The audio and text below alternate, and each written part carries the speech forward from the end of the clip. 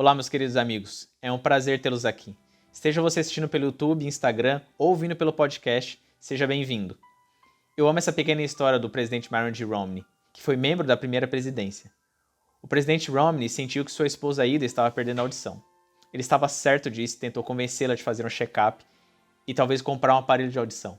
Mas ela não podia ser convencida, ela não cedia. Ela não achava que tinha um problema. Mas ele decidiu ir ao médico e pedir ajuda. Ele diz: o médico me perguntou quão ruim a situação estava e eu disse que não sabia. Ele me pediu para ir para casa e descobrir.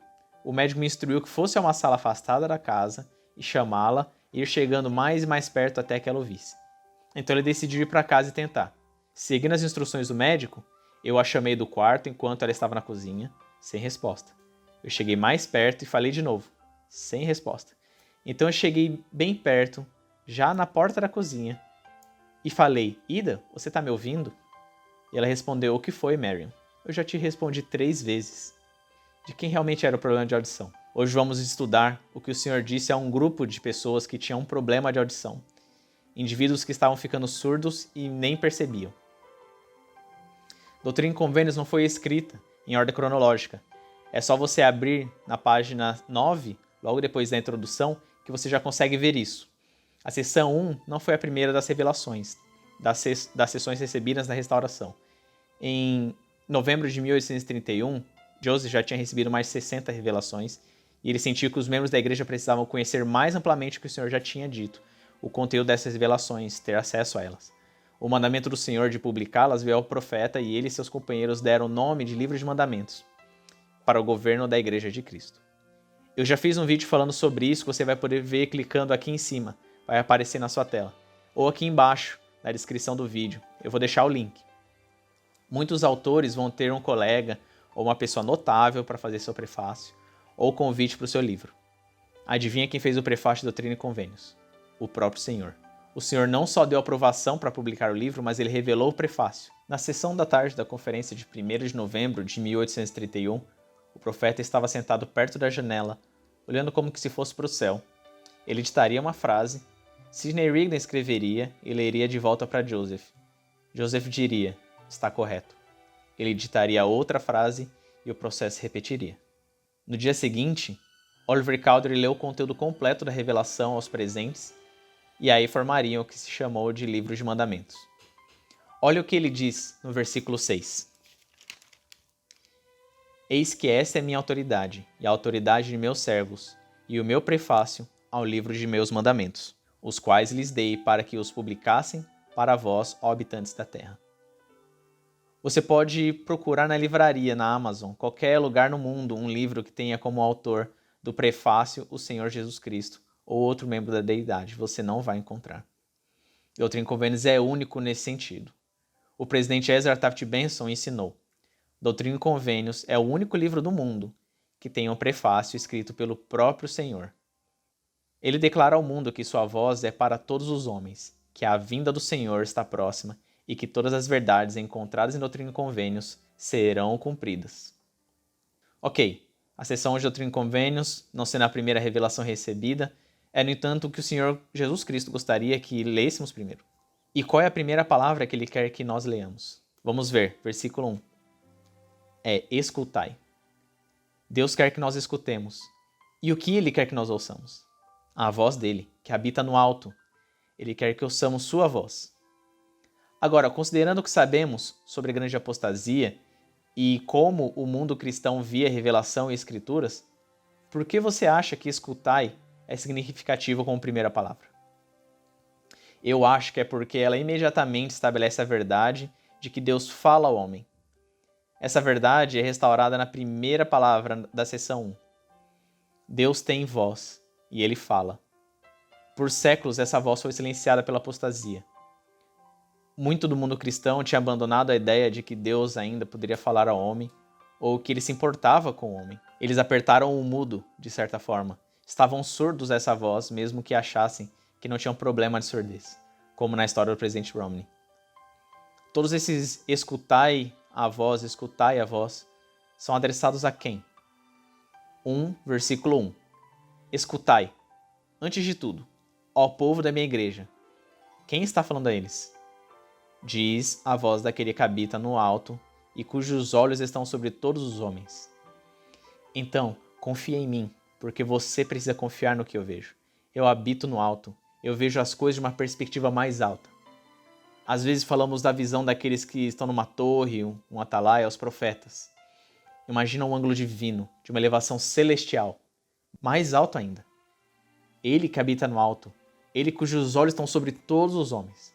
Eu vejo a figura inteira, eu vejo você. Então, por favor, me escuta.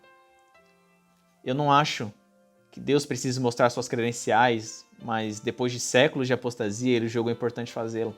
Primeiro para a igreja e depois ele expande. Sim, em verdade vos digo, escutai ao povos distantes, e vós que estáis nas ilhas do mar, escutai juntamente. Minha igreja primeiro, mas só como uma forma de se dirigir a todos os seus filhos. Deus tem favoritos sem excluir ninguém. Nós vimos isso no ano passado no livro de Mórmon. Ele tinha os nefitas como favoritos. Ele os favorecia e também os jareditas, enquanto eles eram fiéis. Mas como ele faz isso sem fazer acepção de pessoas? Ele escolhe um povo escolhido, a igreja, mas ele os escolhe com a missão de escolher todos os outros. Exclusividade com o fim de inclusividade. Ele faz isso com o convênio abraâmico. Pela tua semente, todas as famílias da terra serão abençoadas. Então eu estou falando com você, minha igreja, para que eu possa alcançar todo o mundo. Você que foi advertido, advirta o seu próximo. Versículo 2. Reforça essa mensagem. Pois em verdade a voz do Senhor dirige-se a todos os homens, e ninguém há de escapar. Essa universalidade, a igreja e seus ensinamentos são para todos. E não haverá olho que não veja, nem ouvido que não ouça, nem coração que não seja penetrado. Veja como Deus trabalha usando todos os nossos sentidos para nos ajudar, para nos convencer do caminho que precisamos seguir, para termos felicidade eterna. Se lembra o que Isaías ensina sobre essas 3 partes do corpo? Jesus usou a mesma escritura nos seus dias de ministério mortal.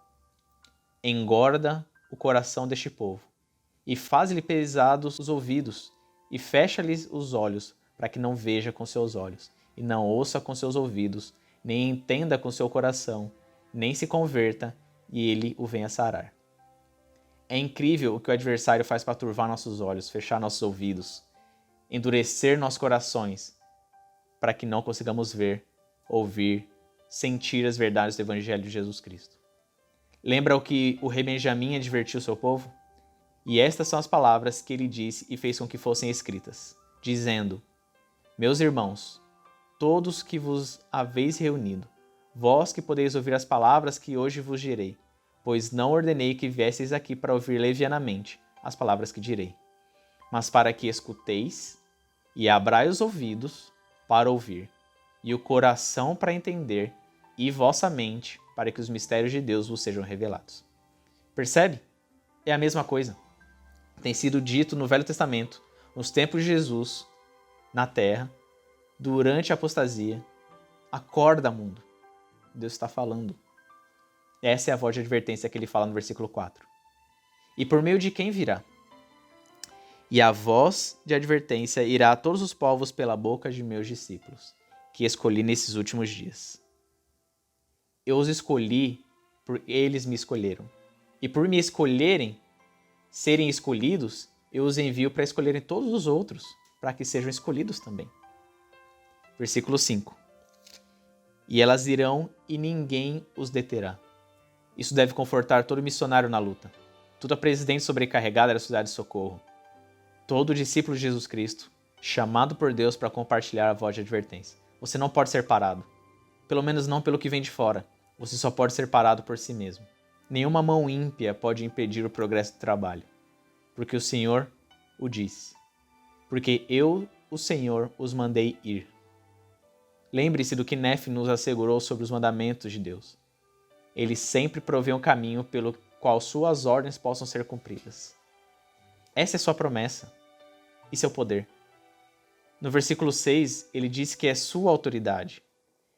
Eis que essa é minha autoridade, e a autoridade de meus servos, e o meu prefácio ao livro de meus mandamentos, os quais lhes dei para que os publicassem para vós, ó habitantes da terra. Versículo 7. Portanto, temei e tremei, aquele sentido da voz de advertência necessária. Ó povos, porque eu, o Senhor, neles decretei, neles será cumprido. Versículo 8. E em verdade vos digo que àqueles que saírem para levar essas novas aos habitantes da terra, será dado poder para selar, tanto na terra como nos céus, os incrédulos e rebeldes. Vê o selar aqui? Não é o selar como em famílias eternas. Essa doutrina virá alguns anos para frente. Aqui, ele diz selar os incrédulos, descrentes e rebeldes. No 9, sim, em verdade, selá-los para o dia em que a ira de Deus derramar sem medida sobre os iníquos. Eu disse que essa seria uma voz de advertência. Se você não se arrepender, a ira de Deus irá se derramar sem medida. Suas iniquidades serão expostas nos telhados das casas. Você será selado para a condenação, ao contrário de ser selado para a salvação. Lembra no livro de Apocalipse, quando os eventos transformadores estão acontecendo e esses anjos destruidores estão soltos pela terra? Eles serão retidos por um tempo para que os servos do Senhor possam selar pessoas para a salvação, dizendo: não danifiqueis a terra, nem o mar, nem as árvores, até que hajamos selado na testa os servos do nosso Deus. E ser selado na testa me lembra do uniforme, das vestes dos sacerdotes antigos, dos levitas, dos oficiantes da casa do Senhor, como descrito em Êxodo. Como parte de suas vestes sacerdotais, eles tinham esse chapéu chamado mitra, uma espécie de turbante, e na testa uma placa de ouro escrito Santidade ao Senhor. Já viu uma placa de ouro escrita Santidade ao Senhor em algum lugar? Está na sua mente? Está selado na sua testa? Oposto ao que vemos mais tarde no livro de Apocalipse, os iníquos têm outra coisa selada nas suas mentes. O número 666, número da besta na sua testa, um número de diferença de 777, o número que simboliza a perfeição, chegando tão perto, como se fosse uma falsificação de Cristo, que é Lúcifer. O que tem na sua mente? Que marca está na sua testa? Ao que você está selado? Salvação ou condenação? Deus ou adversário? Sião ou Babilônia? Estamos fazendo essa escolha o tempo todo, plantando sementes que eventualmente vão dar frutos, para bem ou para mal. É a lei da colheita, descrita no versículo 10. Para o dia em que o Senhor vier recompensar cada homem de acordo com suas obras e medir cada homem com a mesma medida com que ele houver medido o seu próximo. Legal que ele coloca essa horizontal, o segundo grande mandamento, amar o próximo como a ti mesmo. O que você usou medir para o seu próximo, voltará para medir você. Pode acreditar nisso.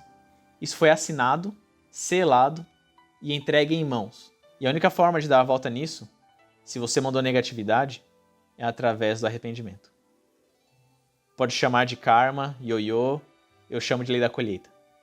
Mas é isso que o Senhor nos está advertindo. A segunda vinda será um dia de ajuste de contas e recompensa, de bênção ou de castigo. Às vezes, Doutrina e Convênios é muito como os capítulos 9 e 10 de Terceiro Nef, logo antes da vinda de Cristo. Eles ouviram uma voz do céu, punindo-os pelos seus pecados, chamando-os ao arrependimento. Exatamente o que está acontecendo aqui. Sem dúvidas, a voz do Senhor tem que vir. O versículo 11. Portanto, a voz do Senhor chega aos confins da terra, para que ouçam os que quiserem ouvir. Como em Terceiro Nef 11, se você quiser ouvir, você pode. Quando você aguçar, quando você abrir seus ouvidos e olhar para a fonte, você vai ouvir a voz do Senhor e vê-lo, finalmente. E tudo isso nos leva ao versículo 12, que é a declaração de tese de Doutrina e Convênios. Lembra o livro de Mórmon? A declaração de tese, bem no final do capítulo 1 de 1 Nef? Eu, Nef, vos mostrarei que as ternas misericórdias do Senhor estão sobre todos aqueles que Ele escolheu por causa de sua fé, para torná-los fortes com poder de libertação. A mesma coisa aqui. Ele quer nos tornar fortes com o poder de libertar dos nossos próprios pecados, em preparação para a vinda de Cristo. Perceba o que ele diz no versículo 12, a declaração de tese. Tudo que vamos ler esse ano. Preparai-vos para o que está para vir, porque o Senhor está perto. Ele está vindo em breve. Essa sua igreja se chama a Igreja de Jesus Cristo dos Santos dos Últimos Dias. Vamos ver isso ao longo de Doutrina e Convênios, quão perto sua vinda está. Lembre-se de 3º Nef 9 e 10. Essa é a sua voz logo antes de sua aparição. Estamos sendo selados diariamente num certo sentido para o que vamos receber. Ele quer que nos preparemos. Ele quer que nos arrependamos para que seja um dia grande ao invés de terrível. Versículo 13. E a ira do Senhor está acesa. Acesa? Por acaso é um fogo? Sim, é um fogo purificador. E sua espada está levantada nos céus, e sobre os habitantes da terra cairá. Espada? O que é espada? Na armadura de Deus de Paulo é a palavra de Deus e o Espírito de Deus. O Espírito, que é destruidor e purificador, dependendo da natureza do material exposto. A espada, que não só corta, mas também protege. Ela tem 2 gumes. O versículo 14. E o braço do Senhor, que carrega o quê? A espada, será revelado. E chegará o dia em que aqueles que não ouvirem a voz do Senhor, nem a voz de seus servos, nem atenderem às palavras dos profetas e apóstolos, serão afastados do meio do povo. Afastado pelo quê? Pela espada, do versículo anterior. E o que é a espada? A palavra de Deus e o Espírito de Deus. Você vê como ambos servem para separar aqueles que ouvem a palavra de Deus e os que não? Os que dão atenção à voz dos servos de Deus e seus servos e dos que se recusam? Eles mesmos se afastam. Eles mesmos recusam se arrepender quando a voz de Deus os chama. E do que precisamos nos arrepender? Versículo 15. Pois desviaram-se de minhas ordenanças e quebraram meu convênio eterno. Meus convênios, os canais de graça, os checkpoints ao longo do caminho, e você se desviou deles. São eles que marcam o caminho para que você saiba que está no caminho do convênio. Você se desviou. Uns foram demais para a esquerda, outros demais para a direita. Batismo, por exemplo, é essencial para a salvação. Uns acharam que seria tão essencial que queriam batizar até criancinhas. Outros acharam que era não tão essencial assim e tomaram uma atitude mais relaxada em relação ao batismo. De certa forma, arbitrário. Batiza se você quiser. Ou outro exemplo, a ordenação ao sacerdócio. Ou tão seletivo que apenas alguns, um grupo bem pequeno de indivíduos seria capaz de portar. Ou por outro lado, que o sacerdócio é visto como algo tão genérico e diluído que todo aquele que crê é tido como portador da autoridade de Deus. O sacramento, tão para um lado que os emblemas são transubstanciados, se tornam corpo e sangue, literalmente, ou para o outro extremo, em que os emblemas não tomam significado nenhum, nem causam nenhuma transformação sobre o indivíduo. Na segunda metade do versículo, ele diz: quebraram o meu convênio. Se algo está quebrado, não funciona como deveria. Para isso, precisa ser unido novamente e feito reparos. Uma restauração. Sem as ordenanças e sem entender os convênios, acontece naturalmente o que está escrito no versículo 16.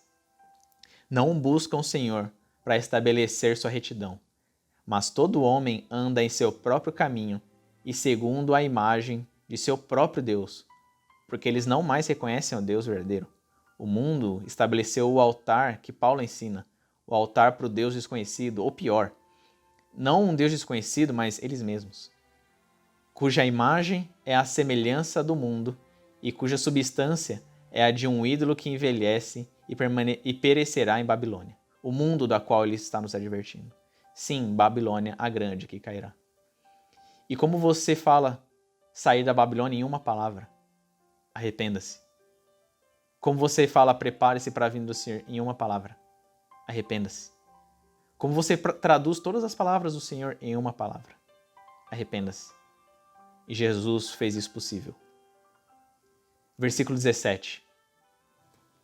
Portanto, essa grande conjunção conclusiva, por isso, como resultado disso, por causa de tudo isso que eu falei até agora, eu, Senhor, conhecendo as calamidades, o fogo, a ira divina, a calamidade que vem pelos pecados não arrependidos, que adviriam aos habitantes da terra, chamei meu servo Joseph Smith Jr. e falei-lhe do céu e dei-lhe mandamentos. De fato, um livro todo disso. Um livro de mandamentos. Esse livro de Doutrina e Convênios. De novo, não só para ele, mas primeiro para ele. Tem que começar de algum ponto. com um servo escolhido. Então, que ele dê a outros e depois chegue a todas as outras partes. Versículo 18.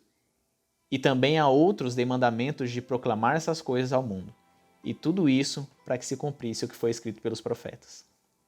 E como vamos reconhecer seus servos escolhidos? Versículo 19. As coisas fracas do mundo virão e abaterão as poderosas e fortes. Ou pelo menos as que se consideram poderosas e fortes. Lá no versículo 16, aqueles que andam segundo seus próprios caminhos, segundo seus próprios deuses. Babilônia fez um grande trabalho fazendo as pessoas se sentirem poderosas e fortes em si mesmas e que não precisavam de nenhuma outra poder ou força que venha do Senhor. Que lição! O Senhor escolhe servos com o mínimo de carne nos braços possível, os mais fracos, os mais simples, para abater as poderosas e fortes. E vira esse recurso visual para a gente. Para que o homem não aconselhe seu próximo, nem confie no braço de carne. Por que você confiaria no seu próprio braço ou no braço da carne? Deus revelou o seu braço. Ele tem a espada da palavra e do Espírito. Confia nisso. Para isso que a restauração aconteceu, ele lista alguns porquês da restauração. Que todo homem, porém, fale em nome de Deus, o Senhor, sim, o Salvador do mundo. Que lindo isso. Quando um novo pai segura seu recém-chegado bebê e dá uma bênção nele, e ele está todo nervoso para proferir a bênção, ali é um homem falando em nome do Senhor. E ele quer que toda a casa tenha essa oportunidade. Não só homens, mas que toda filha e filho de Deus tenha a oportunidade de compartilhar a mensagem da verdade, ser capaz de agir sobre o nome, autoridade e poder de Deus. Falar em nome de Deus. 2020 nos ensinou muito disso. Com as capelas fechadas e realizando nossa adoração no lar, vemos isso acontecer cada vez mais. Cada um de nós falando em nome de Deus. O que vai acontecer por causa disso? Versículo 21, um dos maiores propósitos da restauração. Para que a fé também aumente na terra.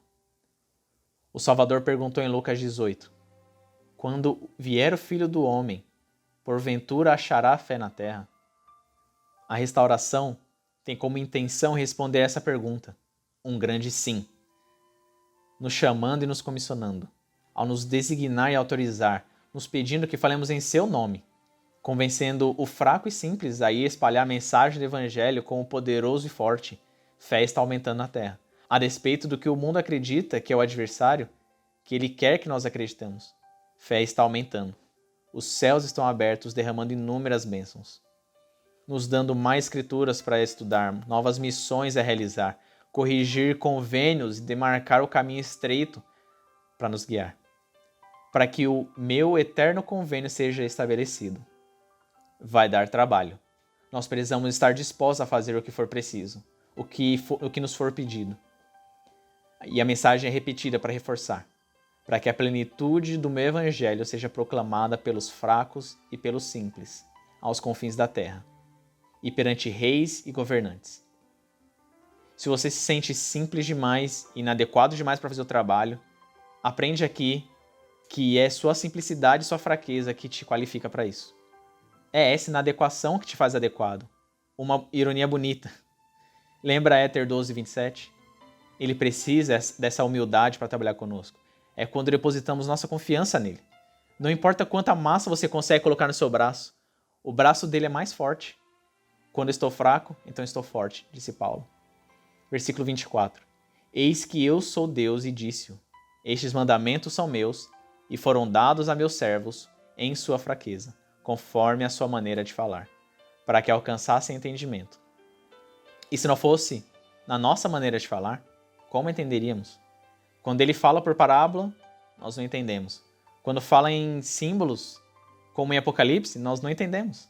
Então ele deixa o profeta entregar em sua simplicidade, para que entendamos. E esse é um aspecto fascinante de Joseph Smith, o profeta. Muitos diziam que ele tinha a habilidade de trazer os céus à terra. Ele sabia comunicar verdades divinas e eternas numa linguagem simples e que todas as pessoas podiam entender, inclusive crianças. Ele não era muito letrado nem muito eloquente a princípio, mas era justamente o que o Senhor precisava em suas mãos. Isso é parte da condescendência de Deus. Muitos criticaram e riram de Joseph Smith e do livro de Mormon assim que ele saiu da impressora por causa da falta de gramática e da sua linguagem. Moroni, bem no final do livro de Mormon, se preocupou bastante sobre isso. Vocês se lembram sobre os erros dos homens, os gentios esnobando as palavras por causa dos erros e imperfeições deles, como homens? Joseph se sentia do mesmo jeito. Numa carta a W. Phelps, que era muito mais educado, letrado, eloquente, e por isso ele foi escolhido para publicar essas palavras, editor de jornal, compositor de hinos e poemas, Joseph reclamou a ele sobre a pequena e estreita prisão de papel, pena e tinta, e a linguagem torta, quebrada, rala e imperfeita. Você vê a frustração consigo mesmo? Com sua própria inadequação? Na mesma carta, é uma horrível responsabilidade escrever em nome do Senhor. Joseph era muito confortável com a primeira parte da revelação, receber de Deus e experienciar esse processo de receber dele sua vontade, ver os céus abertos. Mas era essa segunda parte, a parte de transmitir isso às pessoas, que ele tinha dificuldade, por causa da sua impotência na fala e na escrita. Transformar isso em escritura, escrever, dar às pessoas para que elas pudessem ler, olhar para experienciar por si mesmas, estudar, checar a gramática, já que elas não tiveram lá com ele na situação. Esse versículo deve ter vindo como um grande alívio. Está tudo bem, mesmo suas imperfeições. Eu escolho os fracos e simples. Não se preocupe com a língua. Eventualmente você vai aprender a língua de Deus. Se você tem um patriarca mais rústico, se prepare para uma bênção patriarcal mais rústico, por assim dizer. Se seu patriarca é eloquente, literário, sua bênção vai ter aspectos profissionais. Mas a verdadeira voz é a que está por trás de ambos os instrumentos, e essa aqui é a voz de Deus. Ele vai falar a você de uma forma que você vai entender, seja por escritura, seja por música, seja por inspiração, seja pela natureza. Existem tantas formas que Deus usa para falar conosco, porque Ele nos ama e quer que nós compreendamos. Versículo 25. E se errassem, isso fosse revelado. E o 26. E se buscassem sabedoria, fossem instruídos. As palavras de Deus nos instruem quando buscamos sabedoria. Versículo 27. E se pecassem, fossem repreendidos para que se arrependessem. As palavras de Deus nos repreendem e nos corrigem quando pecamos, para que nos arrependamos. Por isso é importante sempre estudar as Escrituras. Versículo 28. E se fossem humildes, fossem fortalecidos e abençoados do alto, e recebessem conhecimento de tempos em tempos. Então seja paciente. Versículo 29. Sim, e para que meu servo, Joseph Smith Jr., depois de haver recebido o registro dos nefitas, tivesse poder para traduzir pela misericórdia de Deus, pelo poder de Deus, o livro de Mormon. Aqui há um exemplo de Deus nos corrigindo e nos dando instrução e sabedoria, força e conhecimento. O livro de Mormon faz tudo isso, assim como Doutrina e Convênios. E o versículo 30. E também para que aqueles a quem foram dados estes mandamentos tivessem poder para estabelecer o alicerce desta igreja. E isso vai ser feito com muita tentativa e erro, e quando erram, o Senhor os deixa saber o processo de aprender e adquirir sabedoria do versículo 26. E tirá-lo da obscuridade e das trevas. Essa é nossa responsabilidade. Estamos fazendo isso? A única igreja verdadeira e viva na face de toda a terra, com a qual eu, o Senhor, me deleito, falando da igreja coletiva e não individualmente. Eu gosto dessas duas palavras, verdadeira e viva. Não é só verdadeira, mas verdadeira e viva. Verdade é imutável, estática. Verdade é verdade, vai continuar sendo verdade, não importa o que aconteça. Viva, por outro lado, não é imutável nem estática. Está em crescimento e evolução, se adaptando, se movendo. Viva, para mim, sugere que tem flexibilidade, empatia, julgamento e misericórdia. Uma igreja viva é inclusiva e relacionável e genuína. Isso não diminui a veracidade dela. Na verdade, só fortalece, adicionando uma dose de realidade. Às vezes, algo que é só verdade é inalcançável, longe da minha realidade. Se algo é verdadeiro e vivo, eu posso me aproximar. Ele pode me alcançar e me elevar. Tem condescendência nisso. É a barra de ferro e a liarrona. A barra de ferro é imutável, fixa. A liarrona, por outro lado, é viva. As agulhas se movem e a linguagem varia de acordo com o que é necessário e a atenção com que eu dou. Eu sou vivo. Às vezes estou bem, às vezes estou doente, às vezes estou aprendendo ou estou me desenvolvendo. A igreja também. E o Senhor se deleita nela. Não individualmente, indivíduos cometem erros, mas coletivamente a igreja é um verdadeiro milagre de sinergia, onde o todo é maior que a soma das partes.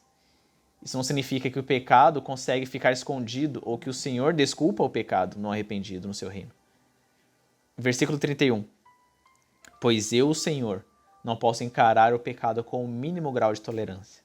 O Senhor não pode estar feliz com todos individualmente, porque Ele sabe todos os pecados em nós. Por isso Ele está enviando uma mensagem de advertência, chamando ao arrependimento. Você vai ouvir fazer isso? Olha as esperanças que Ele tem e nos dá. Entretanto, aquele que se arrepender e cumprir os mandamentos do Senhor será perdoado. Justiça no 31, misericórdia no 32. Essa ordem também é importante. A justiça de Deus parece sempre anteceder a misericórdia, e precisa ser dessa forma. Você ensina sua misericórdia e eu vou tentar dar um jeito para me dar bem e eu nunca mais vou dar ouvido ao que você tem a me dizer sobre justiça. Ensina a justiça e aí você conforta as pessoas quando elas pisarem na bola. Para mim, o versículo 32 sugere pecados de comissão, aquele que se arrepender, e omissão, cumprir os mandamentos. Nós precisamos, juntos com abandonar o pecado, começar a fazer coisas melhores, cumprir mandamentos que não cumpro hoje. Nós não temos mais disposição de fazer o mal negativo, mas fazer o bem continuamente. 33. E aquele que não se arrepender, dele será tirado até a luz que recebeu, pois o meu espírito não contenderá para sempre com o homem, diz o Senhor dos Exércitos. 34 e 35. E também em verdade vos digo, ó habitantes da terra, eu, o Senhor, estou disposto a tornar conhecidas essas coisas a toda a carne. Porque não faço acepção de pessoas, desejo que todos os homens saibam que o dia rapidamente se aproxima. Ainda não é chegada a hora, mas está perto, em que a paz será tirada da terra e o diabo terá poder sobre seu domínio, seu próprio domínio. Deus não faz acepção de pessoas. Todos estão convidados a fazer parte do banquete. E mais, ele nos disse que paz será tirada da terra. O mundo costumava ter pessoas muito boas, pessoas que estão no meio, pessoas ruins e pessoas muito ruins. O meio parece ter bastante pessoas que se identificam, os mais ou menos, os mornos. O Senhor está dizendo aqui que isso vai acabar. Vai chegar o tempo em que esse meio vai ficar desabitado. As pessoas vão ser atraídas para as pontas. Vai polarizar um pouco essa diferença.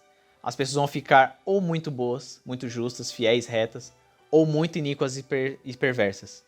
Infelizmente, eu já consigo ver que essa época já está começando a acontecer. E no final desse versículo ele diz que o diabo tem poder sobre seu domínio. Ele vai começar a exercer mais e mais poder sobre as pessoas.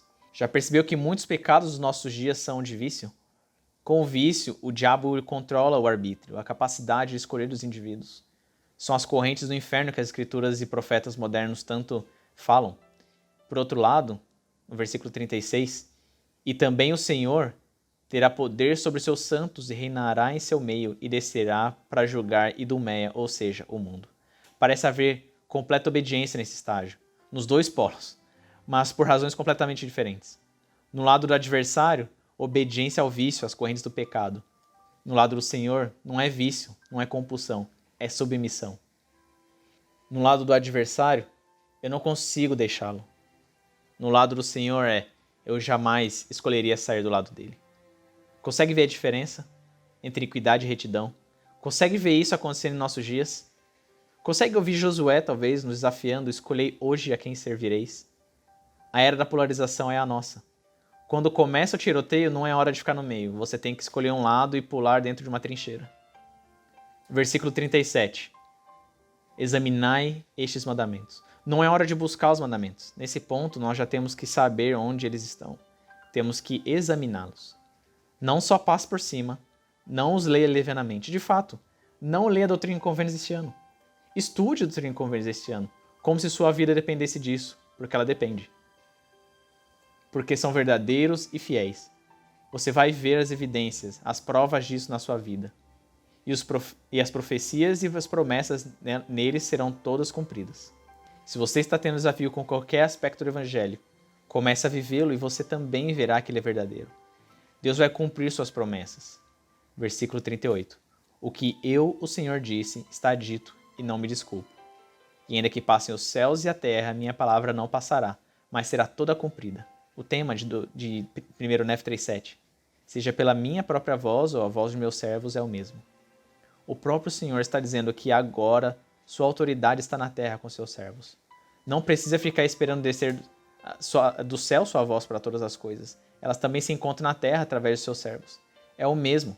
Seja Deus falando, escutai e ouvir, Seja o presidente Russell M. Nelson ou seus conselheiros e os 12 apóstolos falando, é o mesmo. Outras e outros líderes autorizados sob a orientação do Espírito Santo também. Ao aguçar meus ouvidos e me concentrar como o povo de 3º Nef 11, eu também posso ouvir Deus falando. Para finalizar, versículo 39. Pois eis que o Senhor é Deus, e o Espírito testifica, e o testemunho é verdadeiro, e a verdade permanece para todo sempre. Amém. Durante esse ano, eu espero que o Espírito preste testemunho a você da verdade que você precisa, de que este registro é verdadeiro, e de que Deus fala, e que você pode ouvi-lo de inúmeras formas, e que você o conheça melhor e mais próximo, assim como ele se manifesta nas páginas de Doutrina e Convênios. Obrigado por se apegar à barra de ferro. A gente se vê na próxima.